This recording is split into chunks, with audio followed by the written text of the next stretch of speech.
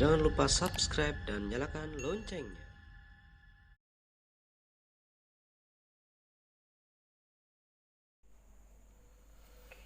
Assalamualaikum warahmatullahi wabarakatuh. Berjumpa lagi bersama saya ya. Apa kabar kawan-kawan semuanya? Semoga dalam keadaan sehat dan rezekinya lancar ya. Oke, pada kesempatan kali ini kita akan belajar bagaimana caranya menganalisa laptop yang kondisinya mati total ya. Oke. Jadi teman-teman banyak sekali yang bertanya di inbox saya maupun di WA saya ya, yang mengalami kerusakan laptop mati total. Namun dari pertanyaannya, jadi pertanyaan yang ditanyakan kepada saya itu menyebabkan saya menjadi bingung untuk menjawabnya ya, karena banyak sekali teman-teman yang belum memahami apa penyebab laptop itu mati total dan cara menganalisanya seperti apa. Jadi misalnya pertanyaannya begini, bang, saya punya laptop mati total bang, apa yang harus saya cek? Nah, jadi untuk menjawabnya itu saya bingung ya, karena banyak sekali yang harus kita cek, sedangkan teman-teman tidak memberikan referensi kerusakannya di bagian apa. Misalnya mati totalnya gara-gara apa. Jadi teman-teman harus menganalisa dulu ya terlebih dahulu. Misalnya mati totalnya karena tegangan 19 voltnya tidak hadir bang, atau tegangan 19 voltnya hadir namun di blok 3 dan 5 voltnya tidak hadir tegangannya. Jadi kan kita jawabnya agak mudah ya.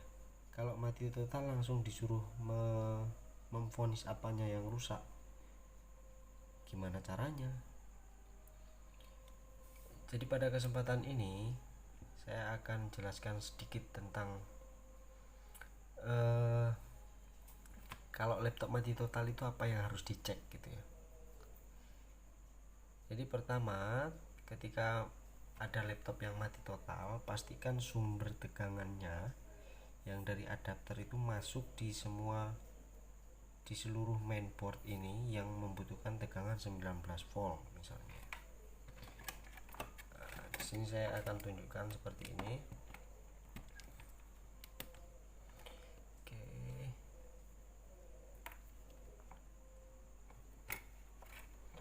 Mudah-mudahan dipahami ya. Karena untuk belajar seperti ini prosesnya sebenarnya agak panjang, karena teman-teman harus mengetahui fungsi dari komponen itu sebagai apa ya. Di sini saya akan tunjukkan.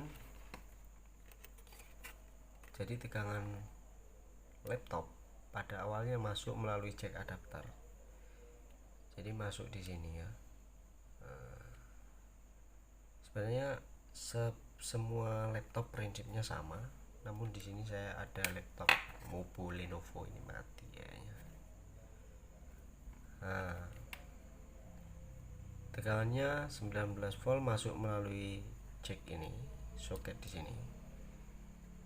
Lalu akan melewati dua gerbang di sini ya. Ini sebenarnya video sudah saya bahas banyak sekali di video saya. Dan dia akan nyebrang ke sini, diseberangkan ke seluruh mainboard ya, ke seluruh mainboard yang membutuhkan tegangan 19 volt. Misalnya ini adalah blok 3 dan 5, tapi sebelum menjadi 3 dan 5 tentunya tegangannya bernilai 19 volt dulu, nanti dirubah melalui IC ini ya,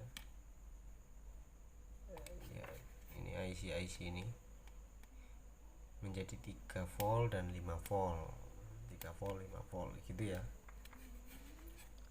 Kemudian di sini juga ada tegangannya yang akan dirubah menjadi tegangan RAM misalnya, kalau saya tidak salah ya, karena saya tidak lihat skemanya. Karena ini di dekat RAM, bisa jadi ini tegangan untuk RAM.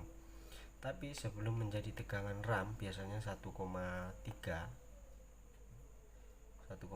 volt, dia otomatis tegangannya bernilai 19 volt dulu inputannya. Nah, nanti akan dirubah melalui IC PWM di sini untuk menggerakkan MOSFET ini dan menghasilkan tegangan sesuai dengan kebutuhannya. Begitu juga di V-core sini ya. Di sini semuanya begitu. Jadi tegangan 19 volt ini adalah tegangan utama dari laptop ini yang akan dirubah-rubah ya, dirubah menjadi 3 volt, 5 volt, kemudian menjadi 1,3 volt untuk RAM misalnya, menjadi 1 volt atau 0,9 volt misalnya untuk V-core ya. Dan semuanya butuh tegangan yang dirubah-rubah seperti itu. Tapi awalnya adalah tegangannya 19 volt sumbernya. Ada juga yang tanya, Bang, laptop saya mati, apakah IC powernya yang rusak? Begitu pertanyaannya. Jadi IC power yang mana? Karena IC power di laptop itu banyak ya, apalagi teman-teman yang backgroundnya teknisi HP misalnya. Kalau di HP IC power itu hanya ada satu, jadi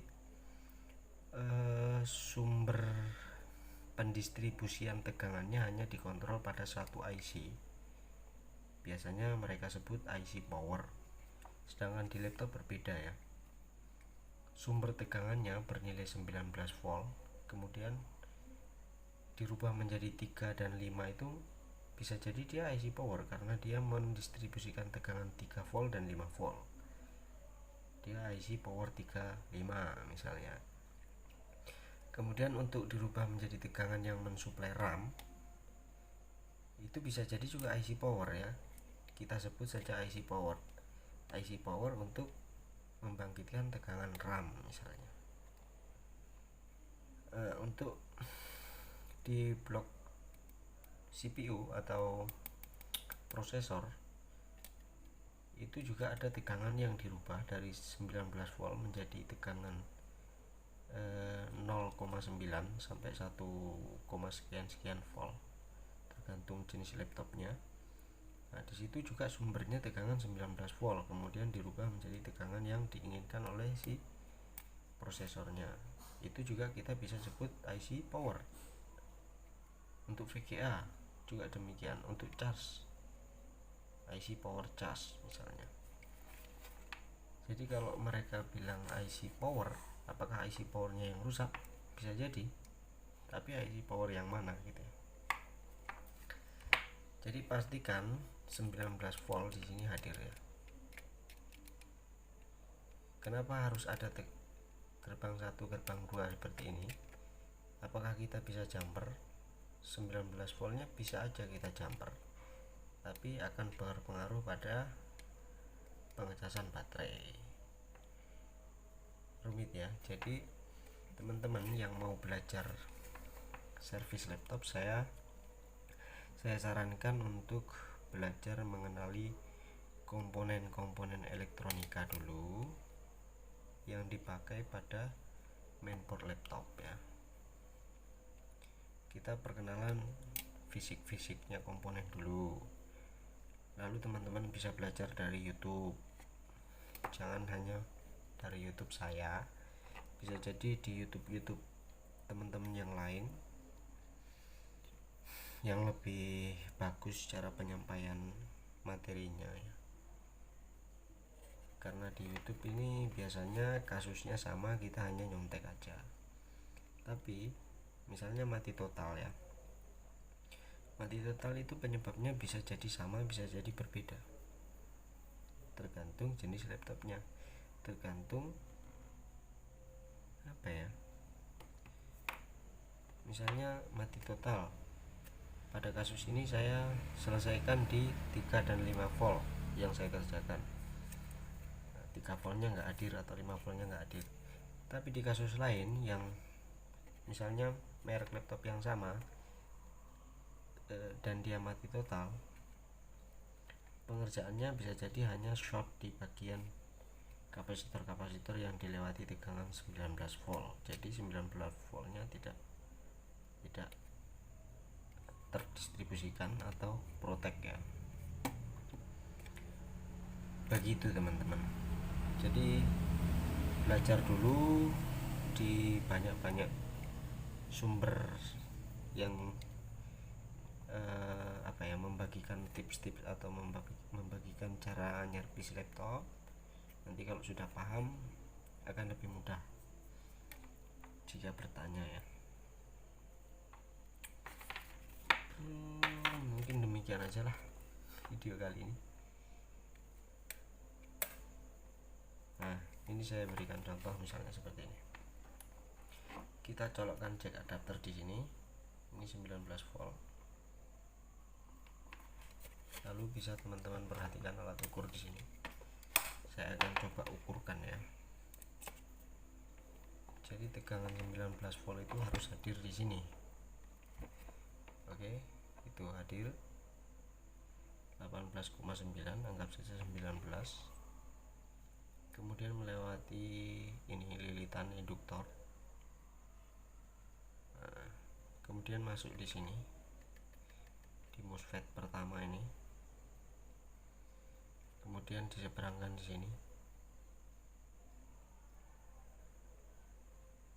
Tuh ya.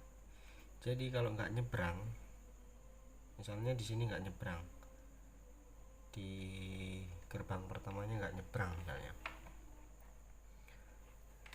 teman-teman bisa cek gate-nya atau di pin nomor 4 ya. Nomor 4 mana? Di sini. Ini pin 1, pin 2, pin 3, pin 4.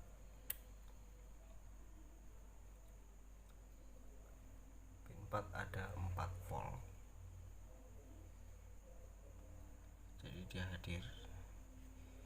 Kemudian masuk di MOSFET kedua sini. Oke. Kemudian ada gate di pin 4 sini. 4 volt. Biasanya 9 volt ya. Ketika menggunakan P channel maka di pin nomor 4 ini harus lebih kecil daripada tegangan sumber di sini. Ini ya. Apakah bisa dijumper dari sini langsung ke sini misalnya?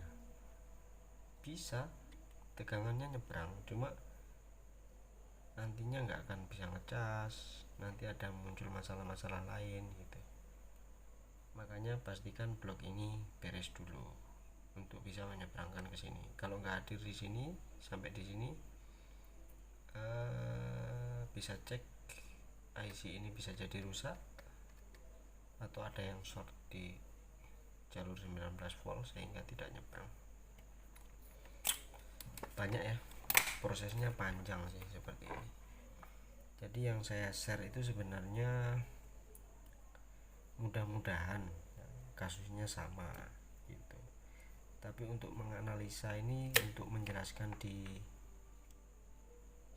pertanyaan-pertanyaan di chat, misalnya di kolom komentar atau di WhatsApp saya, jadi agak susah untuk menjelaskan seperti ini. Sekian ya, semoga bermanfaat. Assalamualaikum warahmatullahi wabarakatuh.